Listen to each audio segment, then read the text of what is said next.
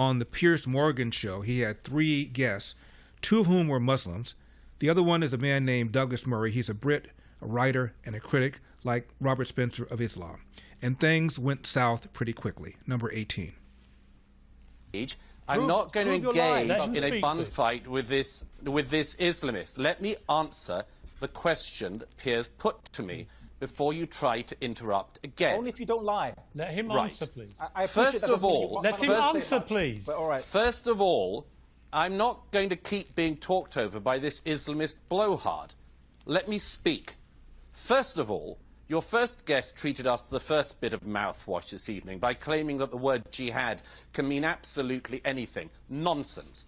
When a big bearded member of Hizb ut-Tahrir calls for jihad on the streets of London, then they are not calling for an interpersonal struggle with the nature of the divine.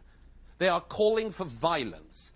And anyone who can't recognise that should be questioned about their own motives. Secondly, we've just been treated to a monologue about casualty figures in Gaza.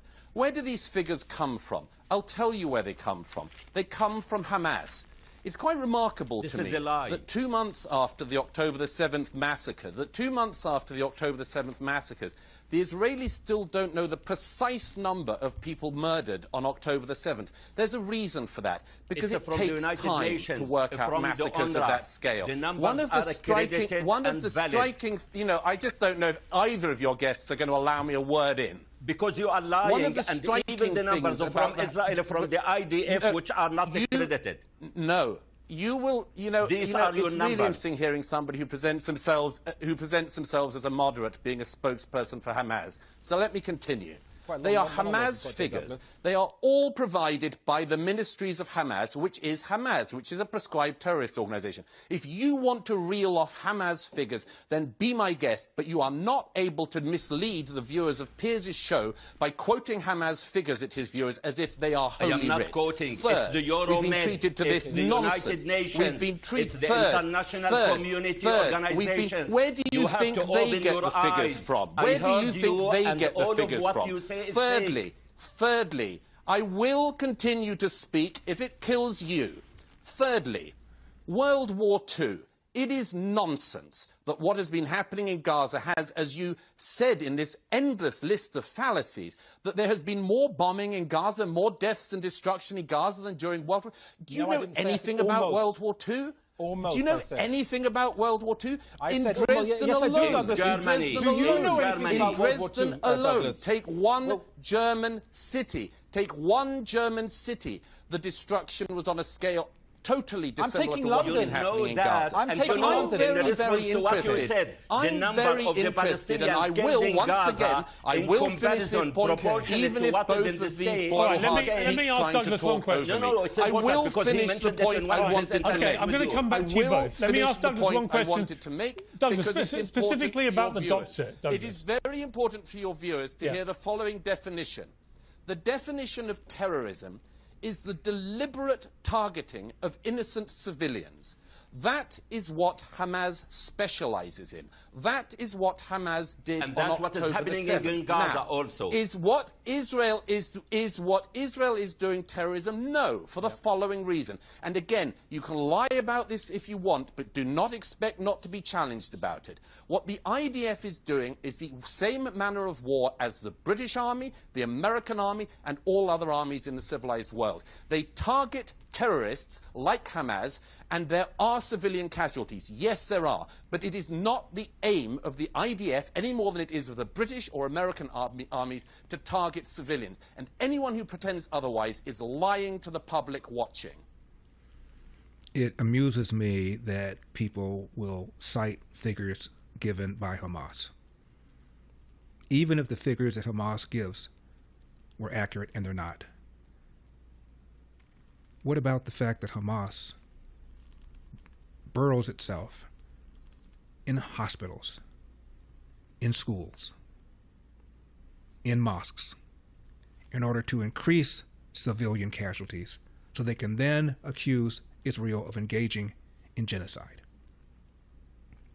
And when you look at the number of terrorists, combatants killed, versus the number of civilians killed, Israel's numbers are better than probably any hand-to-hand combat, including us.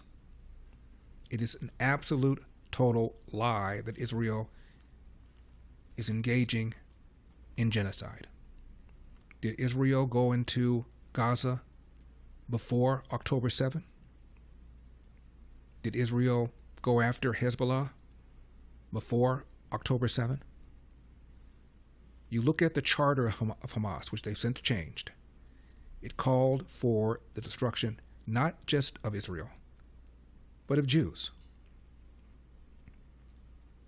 Golda Meir said this several years ago, the former prime minister of Israel. We're going to have conflict as long as Palestinian mothers hate Jews more than they love their own children.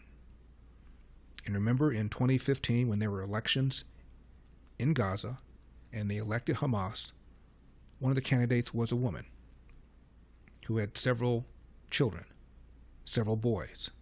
At least 2 or 3 of them had blown themselves up in homicide attacks.